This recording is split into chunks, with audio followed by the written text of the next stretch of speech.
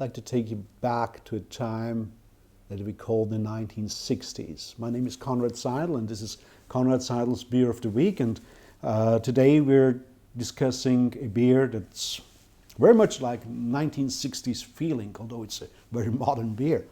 The idea is, in the 1960s, they had these wonderful super folk bands that don't exist anymore, like Peter, Paul, and Mary. Probably some of you, the oldest, might remember a song called Puff the Magic Dragon of 1963, or Leaving on a Jet Plane. And Peter, Paul, and Mary, they had some fantastic albums, all making the charts. And it was the time of flower power. It was the time of easiness, well, it was the time when I was young. It was not a time when I was allowed to drink beer, but I remember the time very well. And I loved the music from there, and I loved the flowery aromas that you find in beers. So this is a flower power beer. It comes from a brewery called Mikkeller. It was founded by two Danish guys. One's called, I have to look it up, Mikkeller Bjerksø, I hope I pronounce it correctly, and Christoph Klarup Keller. Well, I cannot pronounce Bjerksø correctly, so they were probably right to merge their names to Mikkeller.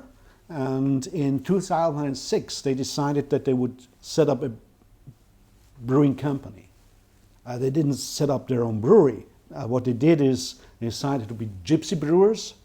So they more or less travel from brewery to brewery with the recipes and find out which brewery brews the beer that's fit for that recipe, and find artisan labels for it, and they market it worldwide. And for this beer here, they found a Belgian brewery. The beer as such is not too Belgian. It has some American pale ale style to it. It's very flowery, flower power to the nose, and